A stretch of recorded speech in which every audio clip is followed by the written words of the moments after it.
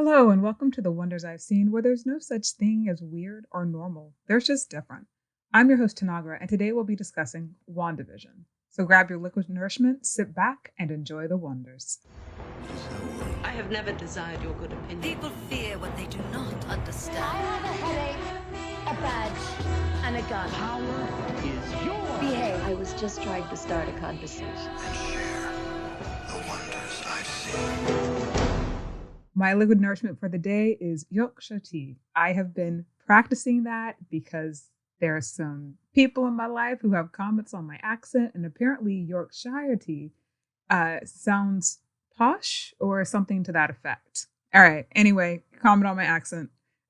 Let's get into it. So, in all honesty, at first I wasn't going to do an episode about WandaVision. I enjoyed the show, but I got to the end and I was like, what? And it left me a little bit meh. But I thought maybe others would feel the same or want to talk about it. So here I am, putting this out onto the internet and seeing if it resonates with anything. So first things first, let me clarify. Yes, I did enjoy the show. In a time where the world, but particularly the United States, is dealing with grief on an astonishing daily, if not almost hourly basis, as we've now hit over 500,000 people who have died due to COVID, a show that works through grief and that will be seen by so many is important in a certain way. And I think that it served that purpose, that people watched it. And while there was this sort of like, what moment going on with it as you were in the sitcom shows, it also slowly explains itself in how this is Wanda's coping mechanism as the series progresses. And so I thought that was done really well.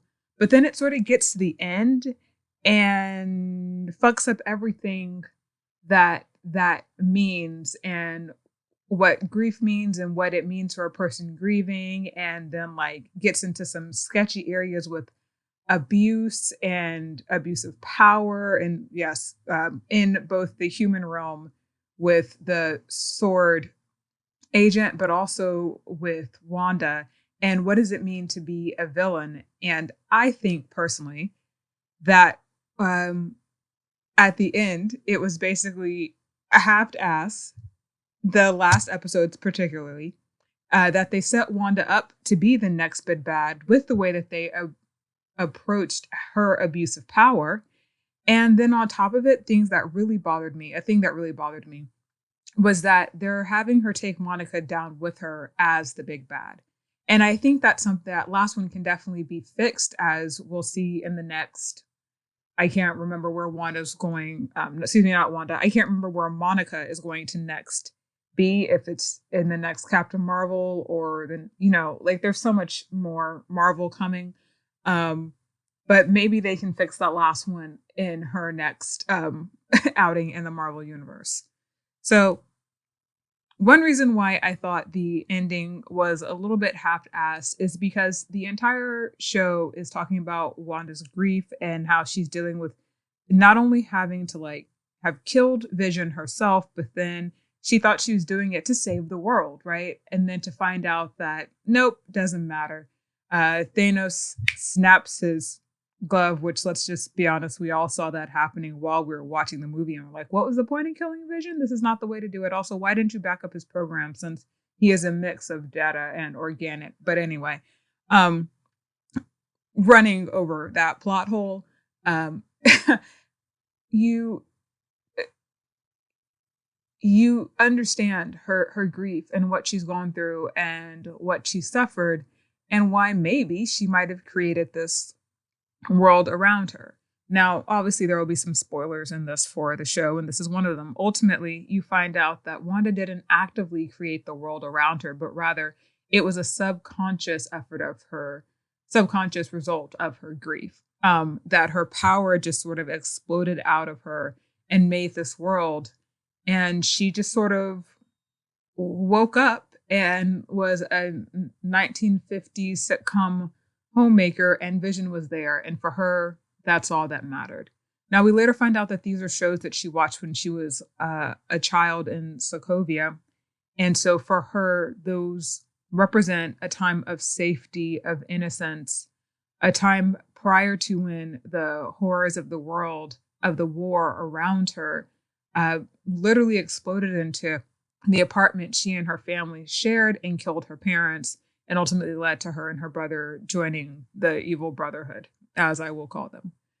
So it represents the innocence and her mental safe space and where she feels safe. And so it makes sense why she returns there when she feels like she has lost absolutely everything. And it's a great way to show how trauma can make us just want to feel safe. And whether that trauma is being,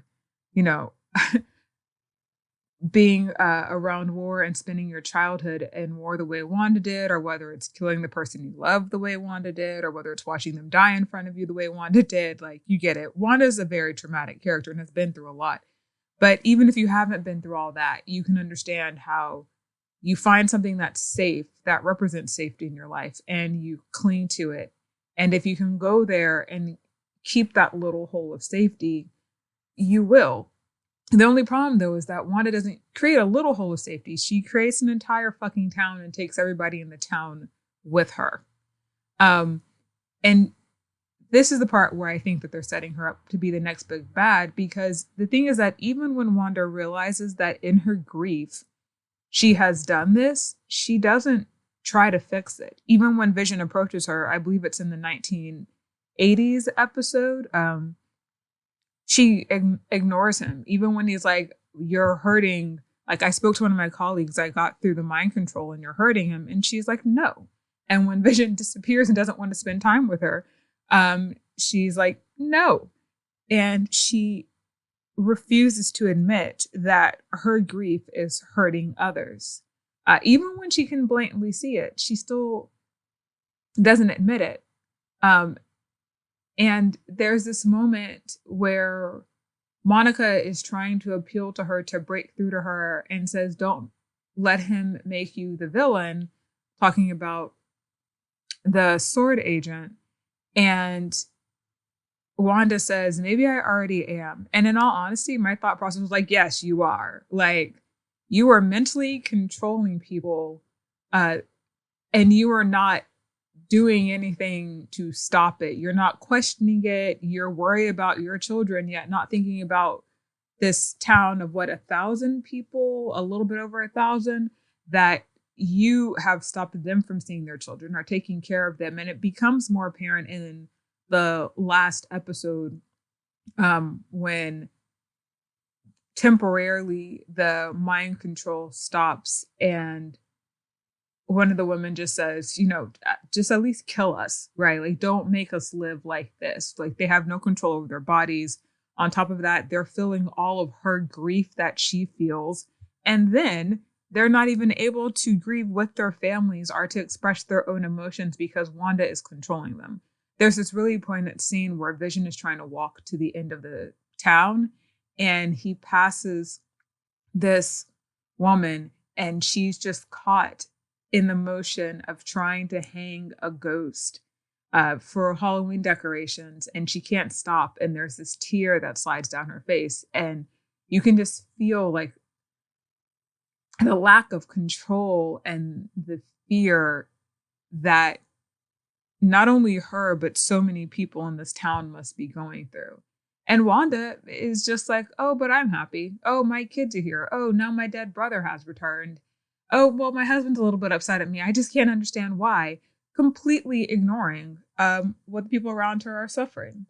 And while, yes, it can be said that that's what happens when you're going through grief, ultimately, it doesn't really matter. Because for me, no matter how much you're hurting, it doesn't justify hurting others. And Wanda just sort of she ignores the fact that that's what she's doing. There's nothing that makes her empathetic to me, in all honesty. Like, I understand she's grieving, but when you find out that your grief has caused others to be in so much pain and you still don't fix it, why should I feel sorry for you? You are not a hero for letting the people be free at the end, which I really had a problem with because they suggest that that's the case in the final exchange between Monica and Wanda. Wanda is walking through the town and she goes up to Monica and it's like, they're always going to look at me a certain way.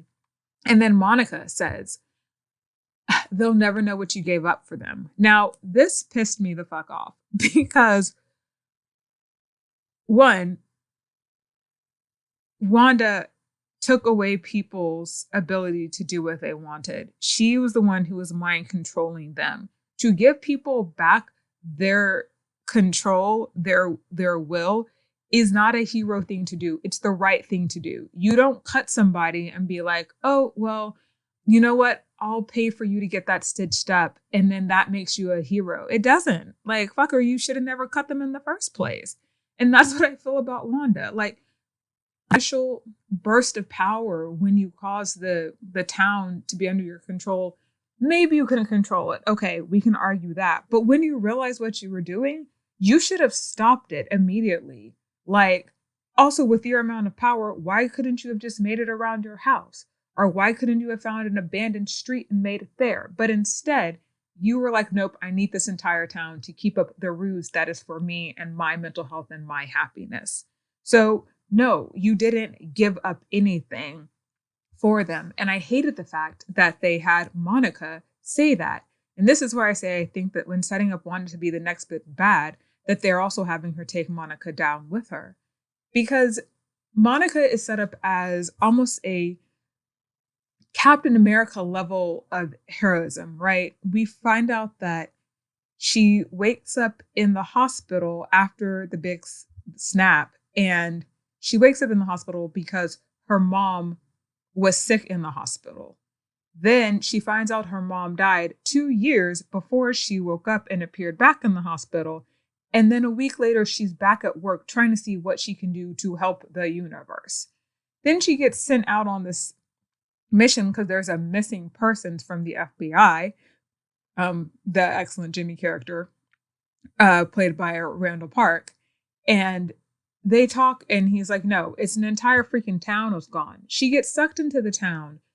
She then becomes a victim of Wanda's mind control. When she gets out, she's like, I can feel her grief. I want to save her. We should talk to her. Don't antagonize her. And she still tries to find a non-violent solution to this because she understands that Wanda is grieving.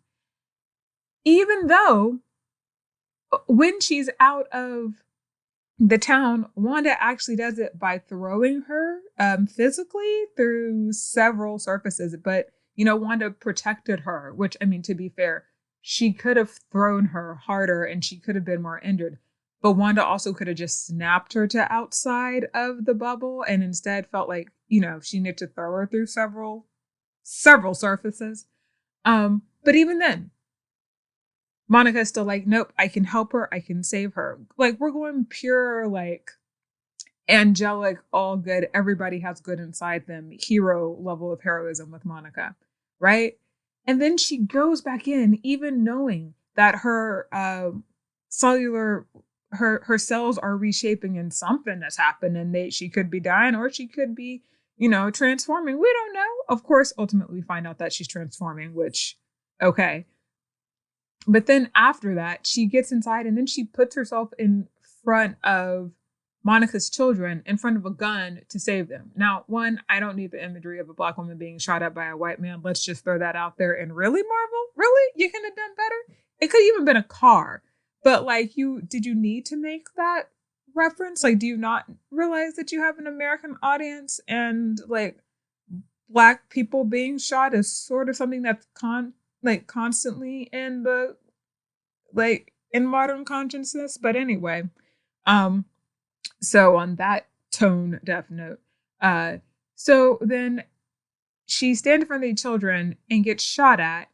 And I'm like, oh, she's next level hero. Like, really, really. Like, she didn't even know that she was going to have the bullets phase through her. Like, she just was like, children, save. And that's what she does. And then all of these things that build up Monica to be this amazing, heroic, like, just altruistic person. And you're like, yes, next level hero. Ah. And then at the end, she's like, oh no, Wanda, they'll never understand what you gave up for them. They'll never know. Like, no. Really? Monica, who sacrificed her life several times over in like the span of what, 2 episodes? If she is going to somehow justify Wanda, all powerful Wanda, that there was no other way you could have dealt with your grief besides mind controlling a town of 1,000+ people. Yes, that makes sense. Fuck her, no. She wouldn't have. She might empathize with Wanda and be like, it's really sad. I lost my mom recently too. But there's no way that she would offer some sort of forgiveness that, hey, like, you know what? You mentally abused me and you mentally abused all the people in this town, but it's okay because you were grieving. Like, you take Monica from being this ultimate hero to being an apologist with her abuser. Like, a victim does not give their abuser peace, does not allow them to just, in honesty, get away with it. And it should be noted that in this little exchange, like, there's no point that Wanda's like, I'm sorry. I apologize for what I did to you. I feel really bad about what I did to these people in this town. She doesn't even like go back and fix the infrastructure of the town that was ruined by her fight with freaking Agnes. She's just like, they'll never forgive me. Good to see ya. Thanks a lot, Monica. And then flies off into the fucking distance. And I'm like, what? Like, so one, Wanda doesn't feel the necessity to apologize for what she did to 1,000+ something people. Even the ones that she doesn't talk to, she doesn't feel the need to apologize to the one woman who tried to save her the entire time. She's just like, I'm still sad, and flies the fuck off.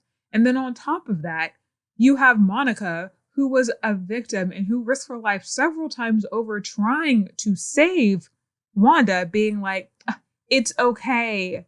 It's okay. Like, no, it's not okay. No, Wanda, you should apologize. You should try and fix what you did. Instead, you just called the spell back and ran the fuck away, which we have no idea how long those people were living like that. Can you imagine being trapped in your body and having no control over what you say or what you did?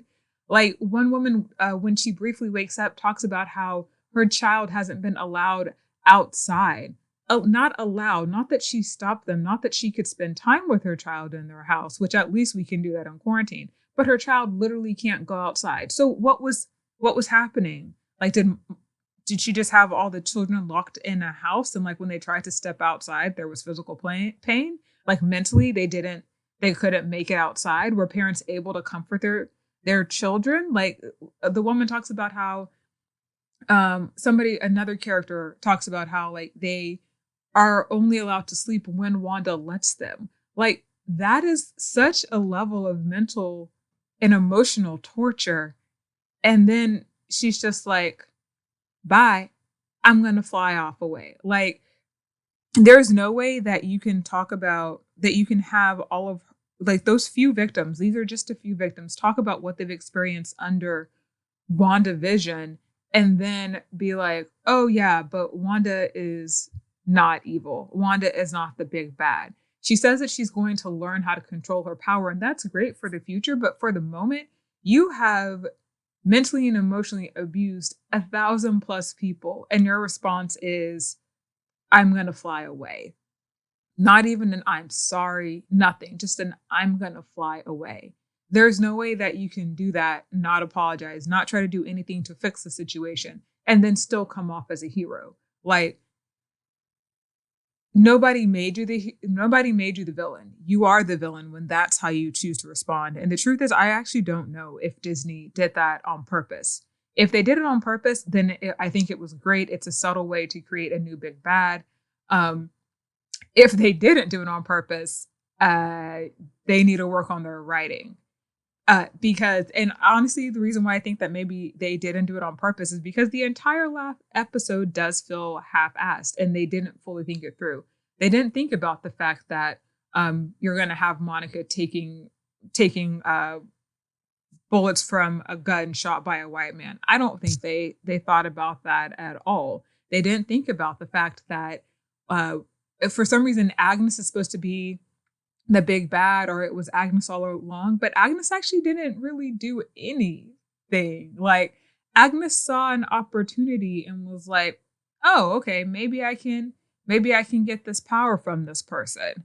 Like, they, like, Agnes doesn't look like the villain. In some ways, Agnes is their hero because at least she's trying to take Wanda, who has abused all these people's power, and Agnes knows how to control it and she knows how to use it. That doesn't make Agnes a villain, and maybe she's supposed to be, but then once again, half thought out writing, that's how it comes across.